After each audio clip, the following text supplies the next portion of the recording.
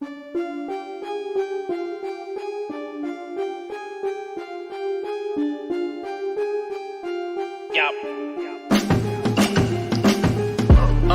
only love it with some passion.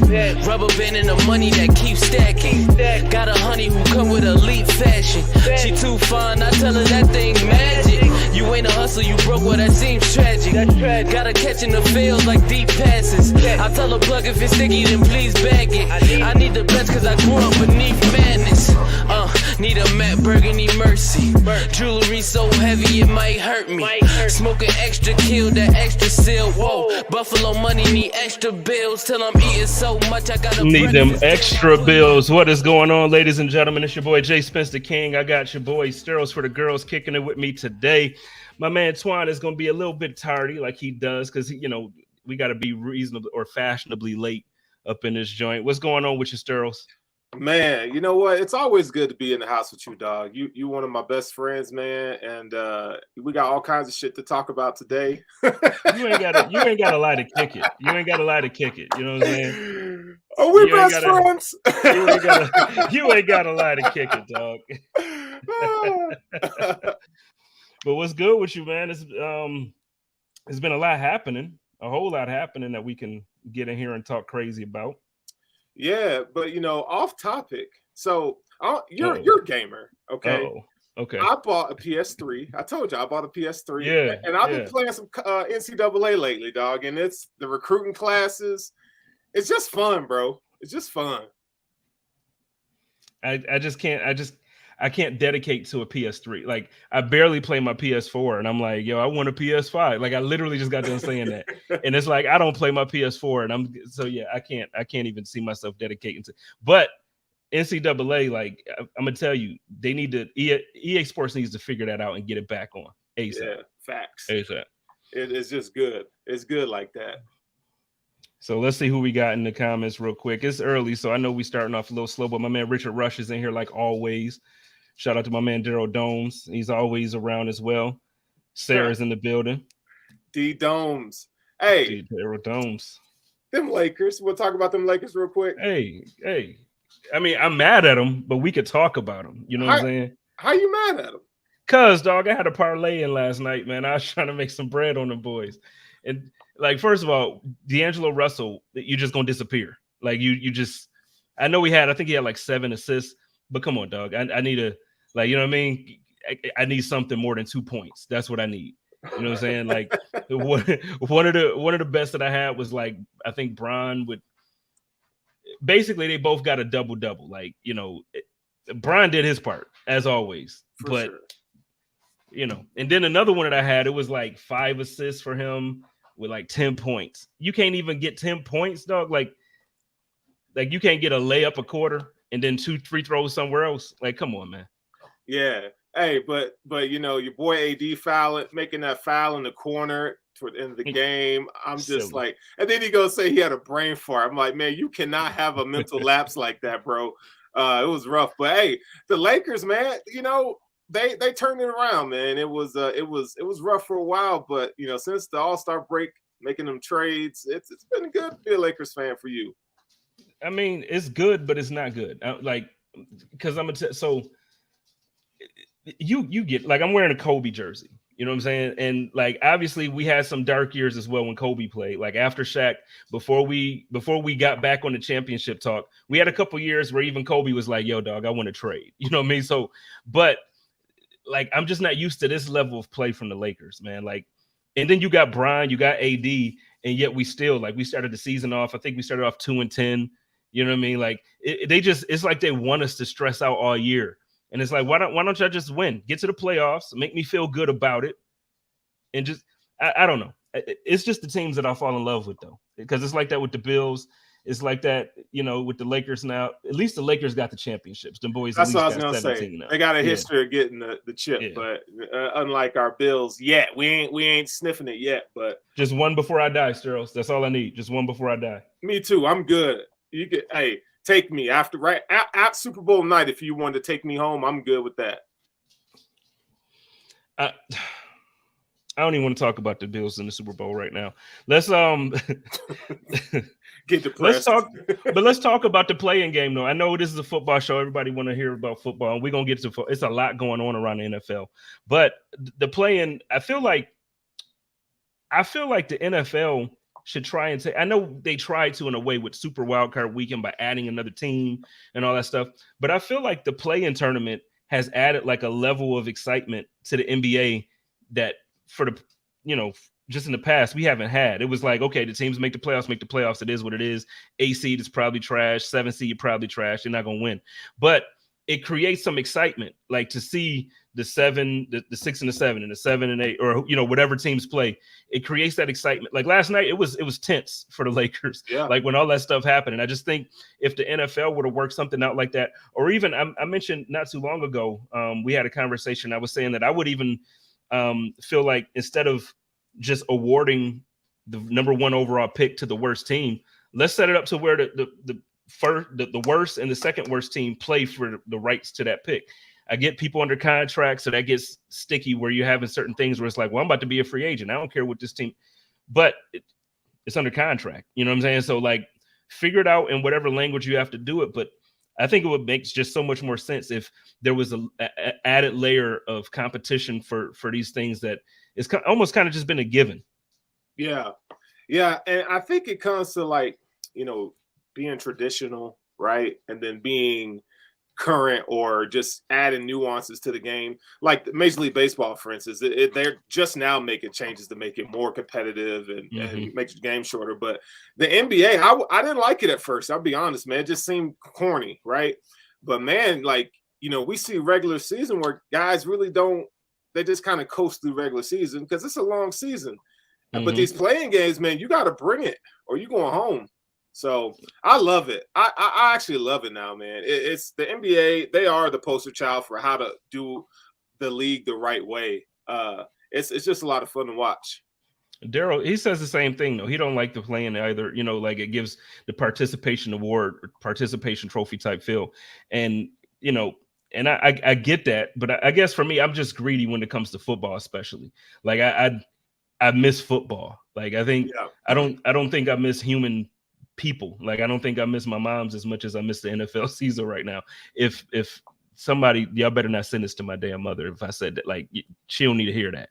But I don't think I miss anybody as much as I miss the NFL season. Like Sundays just don't feel the same. Thursday nights don't feel the same. Monday nights don't feel the same. So for me, I'm not saying because like Daryl said, you don't give trash teams another chance. You're right. I'm not saying for the NFL, give them a chance to make the playoffs. I'm saying take the 2 worst teams and say, this is how you get the first round pick or the first overall pick, the second overall pick. But I don't know, man. I like it for the NBA. I like it for the NBA. Yeah, I mean, it'd be cool for the NFL to those teams, those losing teams to compete for the first overall pick. I think it'd be cool, man. I think it's something they ain't gonna do it, but I think it's something they should explore. Because I mean, you're the Texans and who else? I mean, the Panthers, they're going to play a game, or the Bears or whatever. I mean, next year it's going to be the Cardinals, but go ahead. Yeah, the Cardinals. They're going to need a quarterback.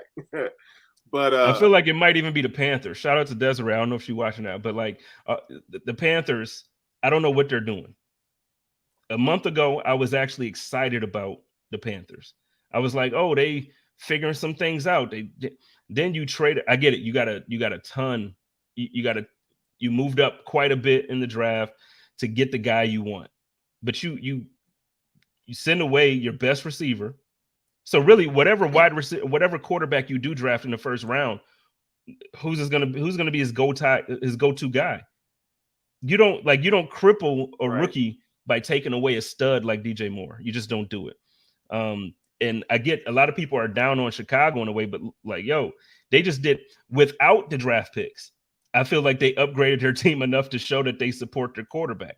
Now you have all of these draft picks. They could draft another receiver, a tight end, offensive lineman. Like it's so much that they could do just to continue to get better. And I feel like the Panthers, I get it. If you don't have that one position, you don't have that position. And it's hard to win if you don't have it. But I'm telling you, like, I just feel like a lot of times these teams will gut their future for like for a unknown. It ain't even like, because most of these quarterbacks that come out the draft, you don't know that they're going to be successful, man. Like, you know what I'm saying? Like, you just don't know. People thought Baker Mayfield was going to be that dude. Josh Rosen, you know what I'm saying? Like Josh Rosen, Baker Mayfield, these dudes, and then Lamar Jackson and Josh Allen are the two most successful. I just, I don't know. I don't think trading away your future for a shot at one player who may or may not work out. I just don't think it's right. So just the way that the Panthers are working it, man. I wish Swan was on here for this so I could dog his, because he loved the Panthers. He's from Carolina, so all these J. Cole fans and stuff like that. But actually, no, he's a Cole hater. He thinks Lamar is over J. Cole. Yeah, we're gonna talk about that when we're gonna have to talk about that, man. But the Panthers, they've had at least three seasons to draft a quarterback in the first round, and they decided to upgrade their defense and make these other moves that really don't make sense. I've said for a long time, if you don't have a quarterback, your roster is incomplete. It doesn't matter what you have at other positions, right? And so it's like you're mismanaging the assets, and you're not taking advantage of being trash, right? You should capitalize on being trash. And now you're in a position where I like these two quarterbacks that they have an option to pick. I don't know which one. I probably side with Bryce Young today, but it could change next week to CJ Stroud. I think they're both good quarterbacks, but he's going to come in and he ain't going to have nothing to throw. You got a quarterback, but who's he going to throw the ball to now? Nobody. And that's the point. You know what I mean? Like, you got a bunch of me's out there running to catch passes, and it's just not going to spell success for the rookie. My man Matt in the comments said, "What if you're?" Now this is going back to what I suggested earlier about the teams possibly, or the NFL possibly saying like, "Hey, the two bottom teams, y'all do the, I don't want to call it a play-in game, but you compete for the first overall pick." Matt says, "What if your two lowest were 1-15, and then the other was 4-12? The 1-15 team for sure deserves the top pick." I would debate that by saying if you're 1-15, you don't deserve much of anything. Like, you don't even deserve to sell tickets. But I would say the two lowest teams, regardless of what that gap is on the record, if you're the two worst teams in the NFL, I just think those two teams should play for. Again, this is all just a hypothetical scenario. Right. It ain't like the NFL is listening to what I'm saying, but I want more football. Give me less preseason and more meaningful football. Yeah, I sign up for that. You know what I mean? So, but I get what you're saying, Matt, and it makes perfect sense. Like, you don't want to think, like, say it rarely happens, but say the second worst team got 6 wins. You're right. You don't want the 6-win team to go up against the 1-15 team or 1-16 team and just fit. But I don't know. I just want more meaningful football, man. I get tired of it ending so quickly. I feel like the season, it starts and then it's gone. It's just gone. I hate it. Yeah, now they talk, there are whispers of them having more games throughout the week, which I don't know if I agree with that. Like, having multiple Thursday night football games, because Thursday night football is trash. But they definitely need to find a happy medium to where they're playing meaningful games that actually matter, right? The season, I don't like preseason. I honestly, give me one preseason game, I'd be cool with that. Two maybe. But yeah, I want to see more football and sooner, right? Can we kick it back a month? That'd be great too. Papa Ron wants to know, what do you think about staggering the NFL in the NCAA season? Man, I don't know, man. Because if we didn't have the NFL draft, I'd be cool with that. But the fact that there's so much that goes on between that, staggering them to me would seem a little unfair to the college kids that play the game, man. Well, you know me, I'm not big of a college fan, so I'm like, yeah, stagger that shit. Like, let's get it out to it. Because I don't watch it much. This year, I got my word. I'm gonna really try to get into it. I'm gonna watch Colorado for my man Dion, and then I'm gonna try to, I'm gonna try to get into it a little bit more. But I can't do it. Daryl says, after the way the Bills season ended, I don't want no more football at this point. That might change by the start of the season, though. Let me ask you this, because talking about the Bills, sorry, my dog is kicking my lights, man. Okay. Let me ask you this. So the Buffalo Bills today, they hosted, and who was? Because now I can't even remember it because I was when I tell you, when I was flabbergasted by this, bro, why are we hosting Latavius Murray on a free agent visit? Please tell me, like, a reason that makes it. I know what Twitter says. I know that there's some content creators that are like, we need Latavius Murray type back. I get it. I get it. Realistically, though, like, all BS aside, why are we hosting Latavius Murray? That's a great question. When I saw that, man, I look at that and there's no reason why. I'm sorry, but you got Damian Harris. We need Latavius Murray for. Like, it just don't make sense to me, right? So are you banking on the fact that, okay, well, Damian Harris might get hurt and Latavius Murray is going to be, I think Latavius Murray could be a little bit better than Damian Harris. I mean, in some ways, and running style is a little bit different. Latavius Murray is way bigger, but at the same time, I mean, like, don't sign anybody else and just go to the dang draft and let's just get this thing on. Like, I don't understand why you bringing in a running back of all positions. I feel like they got enough running backs. It just feels like the Bills of old, like when they had Willis McGahee, then Travis Henry, and then later on they had Beast Mode and CJ Spiller and Fred Jackson. I'm like, dude, like, what are we doing? We don't need all this. Sarah texted me this earlier. Now she's putting in a comment. So she really believes in this stuff. 6'3", 230 pounds. We have 23 roster spots available going into camp. I get that. And I understand that. Like, you got to go into it. You have to fill the roster out for preseason. You got a big cut down day. I get it. But Sarah, you get exactly what I mean when I'm saying, why are we entertaining Latavius Murray? I don't mean don't fill the roster out. And she's right. So just so everybody knows, I don't know if everybody's aware of how, like, the top 51 contracts work and how the salary cap works and all of that stuff, but it's good information. Sarah is very she's very well versed when having these discussions about, like, the salary cap and all this other stuff. But I mean, just no. I just don't see I don't see a real reason that we would need to have a visit from Latavius Murray at this point. You got to send him to a vet minimum deal, and then why don't you just go get an undrafted free agent running back if you're going to do that? A guy that an unknown that you can hope that pops, right? I like that idea better than bringing in Latavius Murray. So unless they know something and we don't, I don't know. I mean, I doubt they do. I mean, they're an NFL team. They got their scouts, but they don't know. They don't know. And I'm gonna tell you, because from the last couple of years, and I know you and I have had certain conversations where I've been a little critical of Bean over the last couple of months, but it's like, it's not even. I guess I'm just becoming more and more turned off as the years start to stack for this regime. As much as I love Brandon, as much as I love Sean, I love the team. Like, yeah, but it's just like, in the chat, I don't even. It probably won't show in here, but in the chat I sent it, and I was like, "This is Brandon Bean announcing the same roster that he puts out every year," and it's just a dude with it's the same shirt, like, every year.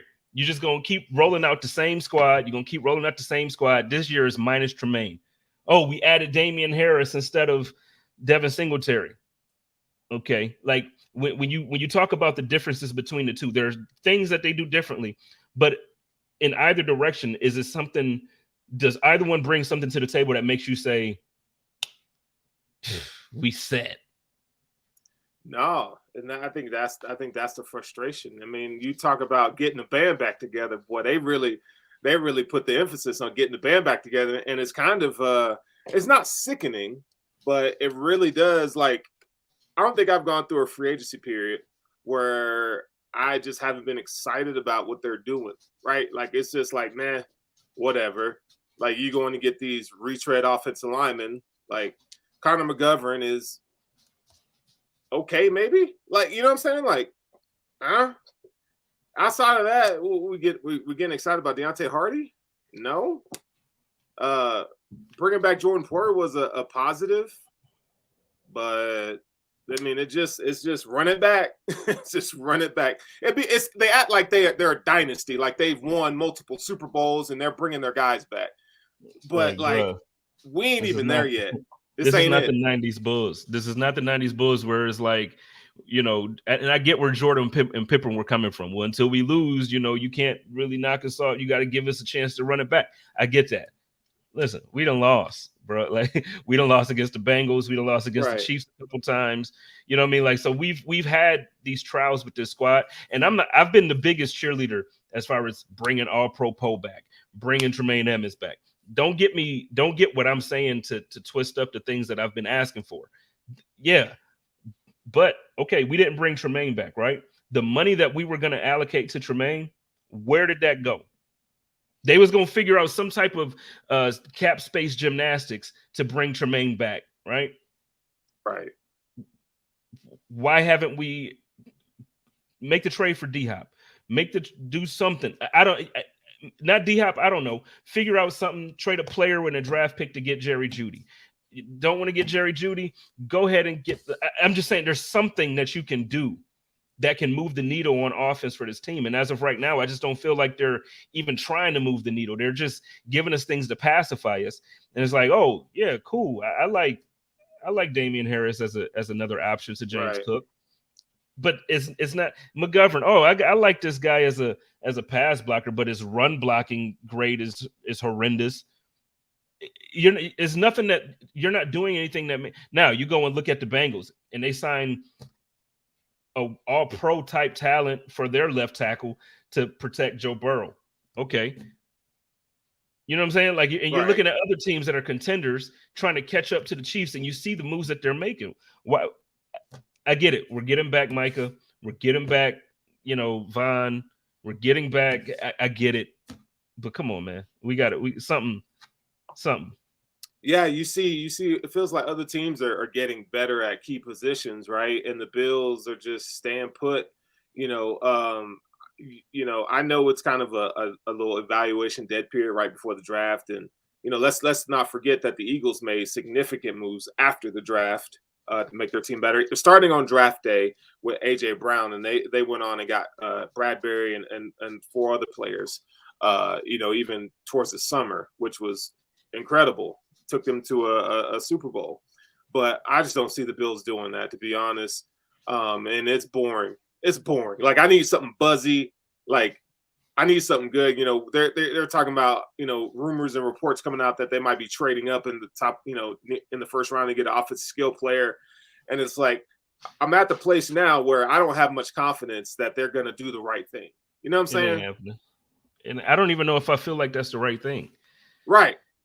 You know what I mean? Like, but if they did, what are they going to pick the right player? You know what I'm saying? If they were to move up that far. I mean, as a team, what player? So from your perspective, what player is even worth it to move up and grab? Well, I'd say go get Jackson Smith-Njigba. If you're going to move up, go get him.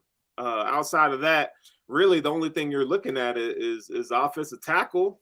If there's a tackle, Darnell Wright or Peter Skoronsky at offensive guard, if you wanted to go do that. But I mean, you need to go if you're going to trade up, go get a weapon for Josh Allen. If not, and that's what I was going to say. If it's not a receiver, trade back. Yeah. If it's not a receiver and like the top receiver in the draft, I don't want to hear about it. Like I don't want to hear about it. And then I also don't want to hear about my man Ron and Sarah in the comments sitting here making excuses talking about the Bengals aren't paying Burrow yet. I don't want to hear it. Like I get how the cap works. We just got done not paying Josh. I don't want to hear about these excuses. The Buffalo Bills can figure.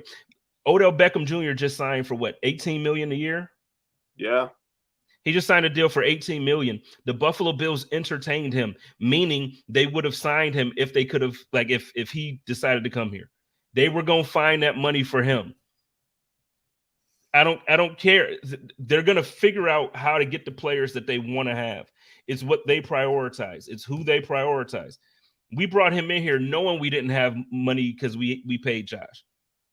They took the dude out, went to a Sabres game, took him to bar bill, did all the type of stuff in Buffalo that you do. Right. So you're saying, okay, he's on a rookie. I don't care. You have to do things to protect your quarterback, and doing that is A, getting him a weapon, A, getting him offensive lineman, or B, getting him offensive lineman. Right. So I'm sorry, but in the comments, all these little excuses, and now they arguing and who they arguing with? Daryl arguing Okay, we'll move from it. We'll move from it. But he's saying there's no excuses. It's facts. They didn't sign him because they weren't going to patch that. I don't know. They didn't sign him because A, he wasn't ready, but then B, this isn't where he wanted to sign. Like, don't overread into things. Like Odell Beckham Jr. is the type of dude that actually comes out and tells you what's going on. Like, when he's silent, media makes stuff up. Let's not be the type of media that makes stuff up. Listen to what these players are telling you. He wanted to go where he went. He's hoping, and I have a strong feeling, like I said earlier in the months, that Lamar Jackson was going to end up back in Baltimore.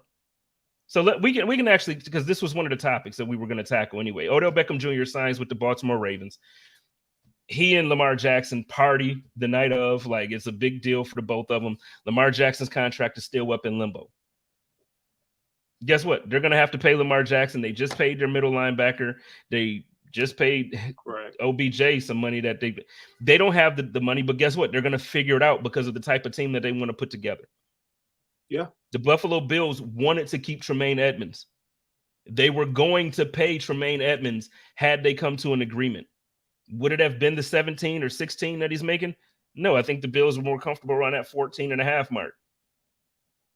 But that's $14 million that they were going to figure out how they could sacrifice that money to keep this team together. He's gone. Figure it out. But go ahead. I asked you about OBJ. What was your... Yeah, and look, for the Ravens, it's a good move. OBJ is the kind of guy, he moves the needle a bit. They got Rashad Bateman, Duvernay in the slot. OBJ gets to be him. He gets to be around young wide receivers, and hopefully he tries to make them better. But just what he is to Lamar Jackson, I mean, we got to keep in mind that Mark Andrews got the market share of the targets in that offense, right? And so, Mark Andrews still going to be, someone who's going to have to be double teamed. I think it's going to open up some spacing for Odell Beckham Jr. I think it's a good signing. I still think they need more. I think they've gone too long without getting Lamar Jackson the weapons that he needs. And everybody needs to stop with this. He can't throw the ball BS. I'm tired of hearing it. Lamar Jackson is just as good a quarterback as a lot of the people that are in this league. I think he's a top 10 quarterback, but they still need more weapons. But getting OBJ is a big deal. And I'm sure that's their move to say, hey, Lamar, like, we really want to mend the fence. We want to work these things out. You just got to show the man the money. If you show him the money, he's good. He's happy to be a Raven. But the problem is they're not showing him the love that he thinks he deserves. And I get it. I still don't understand what the heck the Ravens are doing, though. Like, I just don't get. So you go through this whole soap opera thing with Lamar Jackson only to bring in the receiver that he actually wanted. So now what's the deal? That's the question. You know what I mean? Like, what's the deal? I don't get what they're doing. And I don't get why we still have to defend Lamar Jackson after an MVP and after a Heisman and after everything that we've seen from him. He's one of the most electrifying players in the game. It shouldn't even be a reason to have to defend this dude anymore. Yeah, it's bias. People have in these narratives, man. Like, they do this, they don't similarly, they do things like this to Josh Allen, but he has a little bit more clout, but they just want to create narratives, man. And Lamar Jackson is dope. Lamar Jackson is really good. And it just makes me, I wish Twan was here because, we talk about this, but if you're the Jets, why didn't you try to go after Lamar Jackson? It just doesn't make sense to me. If you're the Panthers, why aren't you going after Lamar Jackson if you're the Panthers? I don't get it, man. Some of these NFL teams and what they think behind closed doors, I would love to be a fly on the wall in some of these organizations to understand what the hell they're doing. But, the Ravens, man, they got to do better. It's their fault. See, to me, if I'm not the Ravens, if I'm 22 other NFL teams other than the Ravens, I'm calling to figure out what it takes to get Lamar Jackson. Everybody doesn't have I get it. Some teams have young quarterbacks. It doesn't mean they have their guy. Like, the 49ers are in this place where they're trying to figure out if it's Lance or if it's Brock Purdy. Right. I would take Lamar Jackson over both. Matter of fact, you want Lance here? I'll trade you Lance, and I'll give you a first rounder and a second, like whatever. I just don't understand these teams that said, nope, we good on Lamar. We don't need to even inquire. Are you kidding me? Right. If I'm the Dallas Cowboys, I'm calling the Ravens like, yo, I'll give you Dak. And I like Dak. Dak. I'll give you Dak, give me Lamar, and we'll work it out. Like, we'll figure this thing out. The Cowboys would be a perfect team for a quarterback of his caliber, but I don't know, man. That's why I love the NBA, because they just make trades, bro. NBA, they don't care. They own. I think Miami really is the best fit for him, but I thank God that's not an option at this point.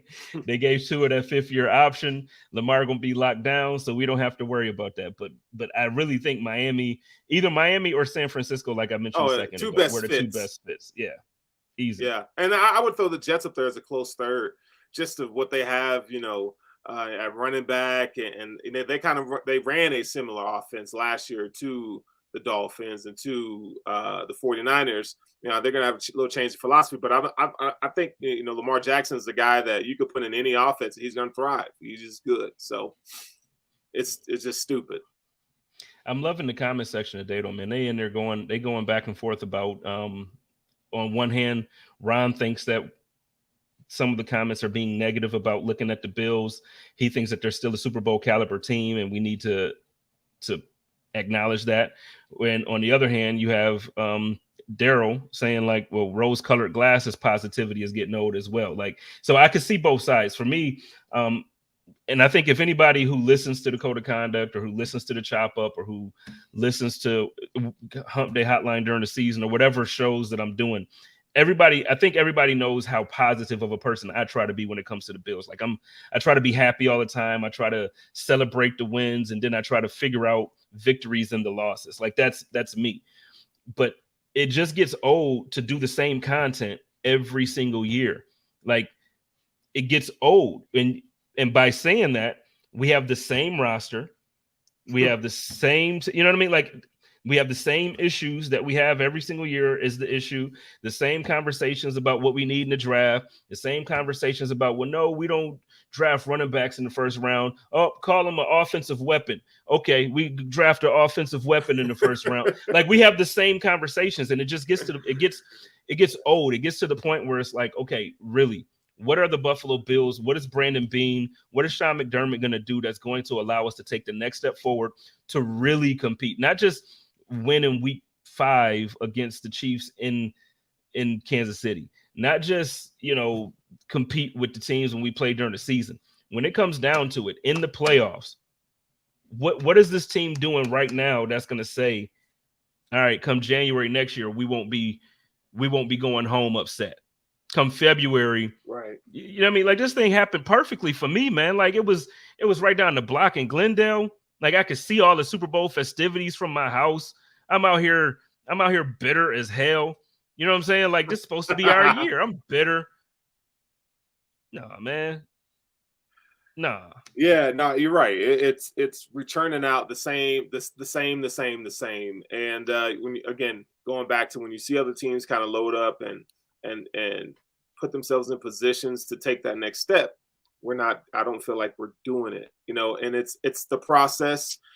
We can be optimistic, but we're also going to be realistic too. Like, some other teams are better than you, and there's a reason why. Look, I don't care about regular season success anymore. Like, give me a team that's you're afraid of in the playoffs. Give me a defense that is going to shut down some of the best offenses in the league. Give me an offense that can go toe-to-toe with Joe Burrow and Patrick Mahomes in a shootout with the weapons necessary to make those things happen. And if you don't have that, as we're seeing, I don't care about a middle linebacker. I don't care about a defensive end. I'm sorry. Give me a tight end. Give me a wide receiver. If it's a running back that's going to change the meter, give me another running back. Like, I'm tired of this. Like, having I don't understand. Like, we as fans, we look at Josh Allen and it's like Josh Allen has to do this, and this every week. I'm tired of that, man.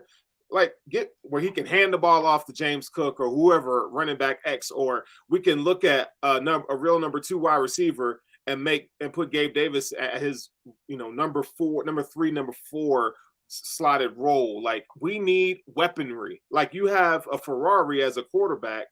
You need to give him all the things that he needs and overabundance. Like, this is not hard. I'd rather have a hole at middle linebacker if that means sacrificing to get something on offense that's going to help Josh Allen, right? I'm with you. I'm with you. And this is what John says here. He says, I'm really concerned McBean get us close, but end up getting fired because we can't close the deal. Example, Bengals. I don't know if I want to use the Bengals as the example, but this has been a take that I've had, or very similar. I feel like, again, I'm a basketball fan, so I'm not sure how many people are really familiar with the Golden State Warriors situation when before Steve Kerr was the head coach. They had a head coach who drafted Steph Curry. He drafted Draymond Green. He drafted, he drafted the team that we look at now as a dynasty, and they just couldn't make it past like the second round of the playoffs. Right. They just couldn't do it. Right. So then you let Mark Jackson go, Hall of Fame NBA player, great point guard, great basketball mind. You let him go. You bring in Steve Kerr, and then all of a sudden, Steve Kerr, 4 championships? Yeah. You know what I'm saying? Like, at some point, I think maybe we do have to look at this team or at this front office as maybe like good blueprint. I don't even know what the correct term is for it, but like blueprint designers as opposed to the architects. We need somebody who can actually take these players and these great pieces that they put together and get us over the hump. Do I believe McDermott can do it? I do. I think a lot of great coaches in the NFL, like, we have to remember, this is McDermott's first head coaching job. It might not seem like it, might not feel like it, but a lot of good coaches, Andy Reid, don't win their Super Bowl, even with Terrell Owens, with a broken leg catching 140 plus yards in the Super Bowl. You still don't do it. It's tough to win, but man, at some point, something has to give, bro. Something has to give. Yeah, and I don't think the Bills are in a position to where they move off from Sean McDermott. And I'm not saying they need to, but you make a good point. Like, it's funny because, I used to be in the camp in the mindset of, well, what are we going to get that's better? And teams figure it out, right? Good organizations, they figure it out, right? You fire Mark Jackson, we thought he was the creator of the Splash Brothers and the architect of that team, but they needed Steve Kerr, right? The Bulls went out and they got, their Hall of Fame coach, Phil Jackson. When they had Michael Jordan, they said, we need to get Phil Jackson. I think he's the missing piece, right? The Chiefs went and got Andy Reid because we're going to draft this young quarterback. At some point, we're going to see what you can do with Alex Smith, but we're going to go get this young quarterback. What can you do with him? And here we go. The Cowboys did it. I mean, so if you look in the Cowboys in the 90s did it. So if you look back, I mean, teams have been doing these kind of monumental moves, but again, right, you gotta be bold, and you can't, be this team, oh my gosh, well, they got us out of the drought. Like, we can't be thinking like that anymore. Well, we need a linebacker, we need all these assets on defense, so we're just not gonna, draft good offensive players because we need stuff on defense, and I'm tired of it. And I've been a big supporter of Brandon Beane and Sean McDermott, where, like, for instance, right after the season, you have the slew of people saying, oh, McDermott needs to be fired, like, straight out. And I'm like, no, we don't have a coaching problem. I don't think we have a bad coach. I just think we don't have the coach at this point. It's a different conversation. Right. When you're saying he needs to be fired because he's not performing well, that's different than saying we got a really good situation, but it's just not enough for what we want. That's two different things.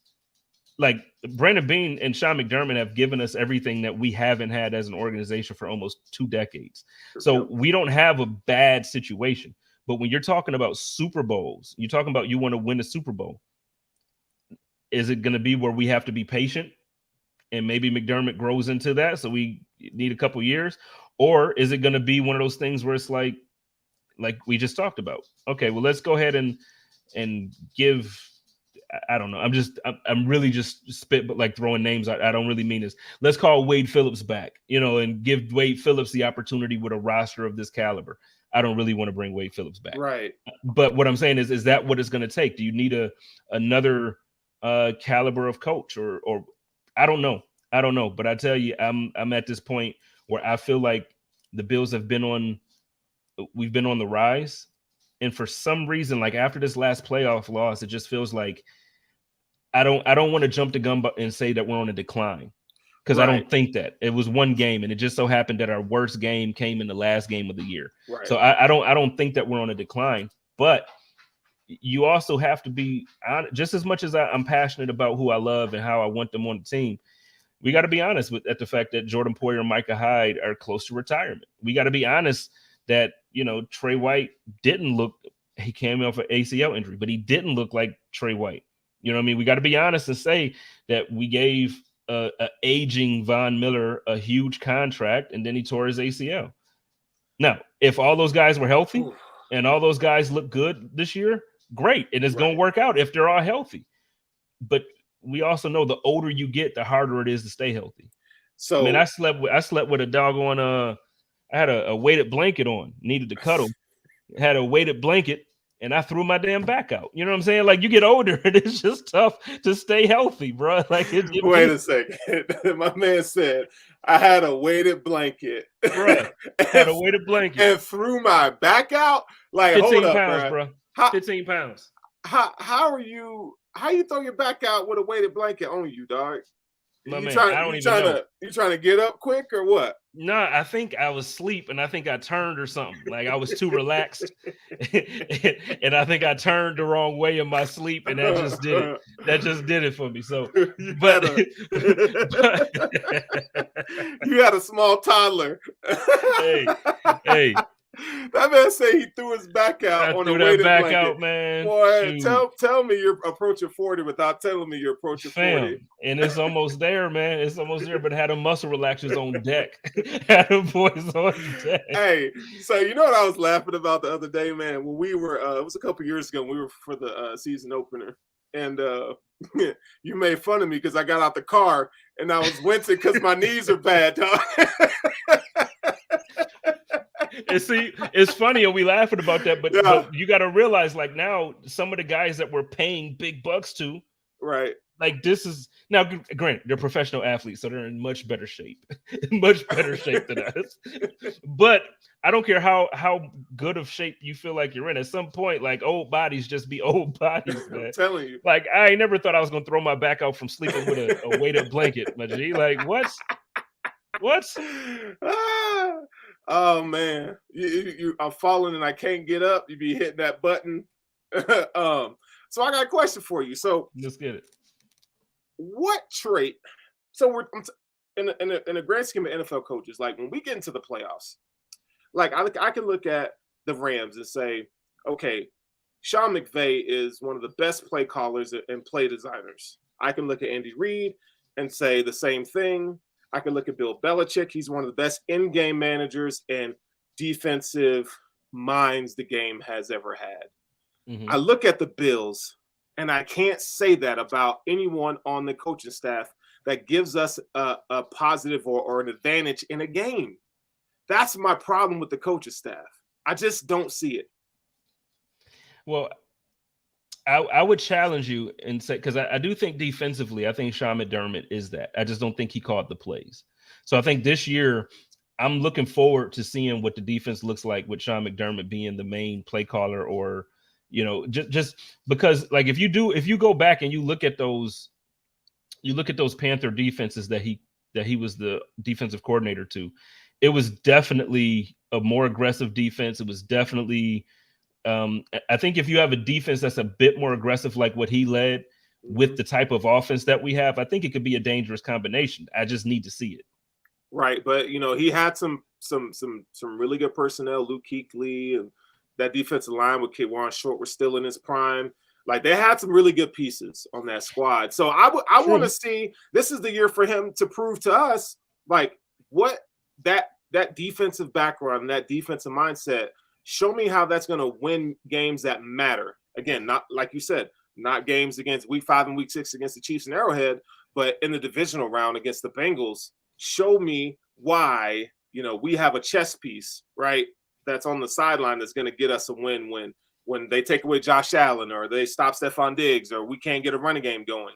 Like, we need somebody in the coaching staff to be like, they're going to be the catalyst to propel the Bills to victory. And right now, I just don't see it. Now, just to play devil's advocate, like you were right with what you said about McDermott having Luke Kuechly, and he has some pieces. I would argue with you though that they didn't have the secondary that the Bills have. So I think it was different strengths. I think on that team you can look at like the front seven in a way, like, you know, here I think the back end going back up towards the front until Von gets healthy.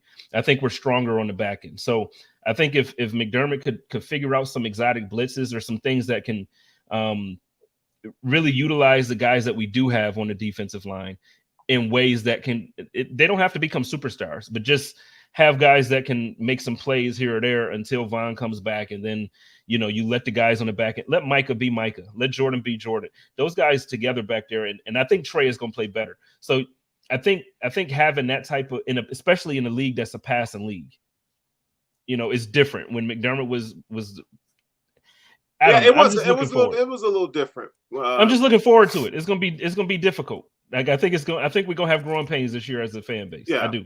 I think that's realistic, man. That our front seven, they gotta prove something. They really do, because it's a sore spot. I mean, I bring that meme back out with the guy holding the same T-shirt. Like you bring back. I love Shaq Phillips or Shaq Lawson. I said it the other day, Shaq Phillips, because we also brought back Jordan Phillips. Yeah. But we literally brought back basically every piece on that defensive line. And it's like, I get it. Like a lot of these guys are first rounders, second rounders, but what good is a first rounder if they're not doing the thing that you drafted them to do? Right. Like when Von got injured, man, I really need y'all to don't take my word for it. Don't take my word for it. Go and look at the stats. Go and look at the stats up until Thanksgiving. Look at how effective the Buffalo Bills defensive line was at getting to the quarterback. Right. And then look at the games, look at the same stats for after Thanksgiving up until we lost that game against the Bengals. Right. And you tell me that Von Miller's presence didn't, man, that dude Von Miller's something different. He's special. Yeah. I don't care how old he is. The dude is special. And we over here relying on Carlos Basham and AJ Epinesa to make a difference.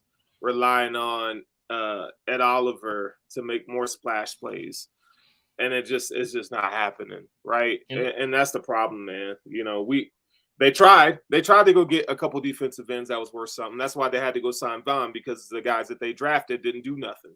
So, and then Von gets hurt, and he's 34 years old. Like Father Time is undefeated. Now I hope that he gracefully, you know, gets 3 more solid years out of him, but that's not really realistic, to be honest. I mean, let's keep it a buck here. That man, before he was talking about retiring, before the season started, he was thinking one and done in Buffalo. Mm-hmm. He came out and said that. So now you have an ACL, and you're just not the same after an ACL, especially at 34. It's just different, man. So they need help. They need help. Well, all right, enough. And that's why we feel like we're not being positive. That's why, because we see it. Like now, but then on the other hand, next week you could come on and watch the Code of Conduct or watch Chop Up, and I might have a rant where I talk about how great Josh Allen is and how people need to stop sleeping on the Bills like we're going to disappear. Both things can be true. You can have the positive outlook because you have the quarterback of the future. You have your franchise quarterback. But you also can say, outside of my franchise quarterback and outside of my wide receiver one, there's just not much that scares me about the offense of the Buffalo Bills. Like you could be honest about that. Right. So, but enough about the Bills. Before we get out, we got about 10 minutes left. Before we get out of here, I wanted to talk to you about, so DirecTV apparently lost its exclusive rights to Sunday Ticket. And now YouTube TV is offering it. And people are all up in arms, man, because they thought it was supposed to be a little bit cheaper. And to me, it's like, I don't know why y'all thought the NFL was going to cut y'all any breaks, but I think it's like $349 if you don't have, like, I don't know. It's expensive, but it's like, what do you think about it not being exclusive anymore?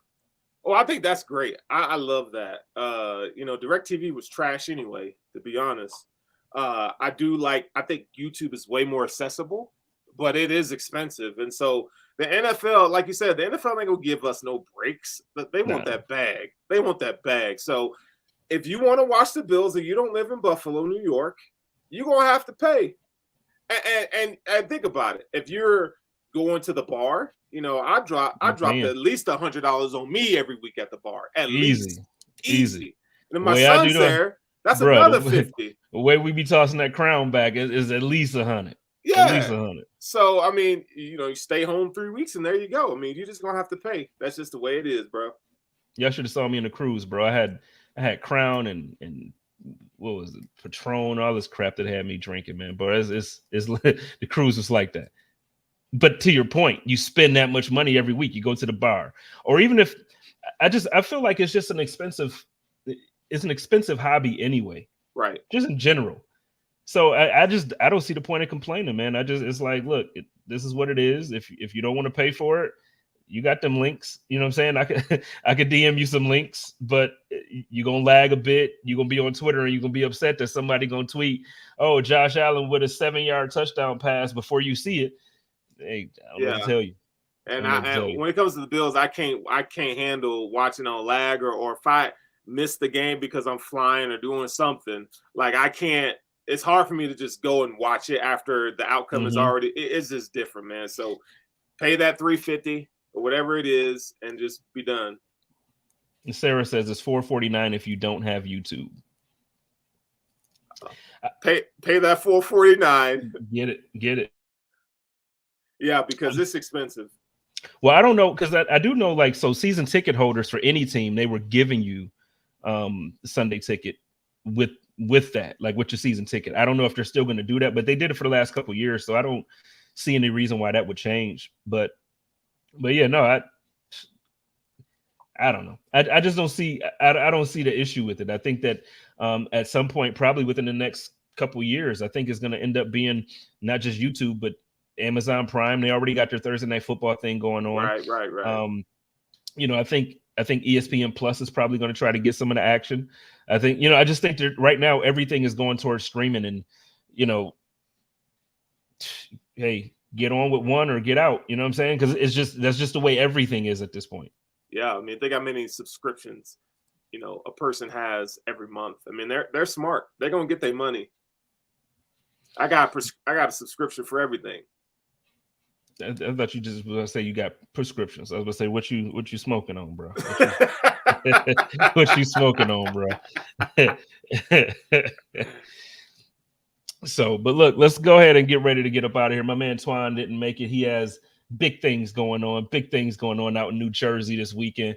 So, I let him update us with all his business moves and everything he got going on. But why don't you go ahead and let everybody know what you got coming up and where they can find your content and your work? Yeah, man. I have an article. I should have an article coming out this weekend at BuffaloRumblers.com. But you can find me on Intentional Groundings every Monday night at 9 p.m. Eastern Time. That's where we get and we talk draft. I do a live mock. I go in a little bit of depth on some of these prospects and some of what I think Brandon Beane's philosophy should be entering this draft. Okay, I'll be looking forward to that. Sarah says season ticket holders don't get it every year. They switch to NFL Plus subscription. I don't know how accurate that is because I had it this year and I had it last year and the year before. But we'll see. I don't know. Either way, somebody's going to be paying a subscription. It don't even matter. Right. Sarah, my man, she likes to disagree with me. Yeah, she is. She's a teacher's pet, and she just likes to disagree with me. That's all the time, bro. All the time. And then she'll text me afterwards. Oh, I just had to disagree. Why? You ain't just have to disagree. You could have just let that ride. You know what I'm saying? You could have just let that ride. Shout out to my man Matt. He says Crown and Ginger. I'll chase with the ginger. You know what I'm saying? I'll chase with the ginger if it's like that. But we're going to get on out of here. It's your boy Jay Spence the King. You know how to do it. Listen, if y'all have not subscribed, all the content,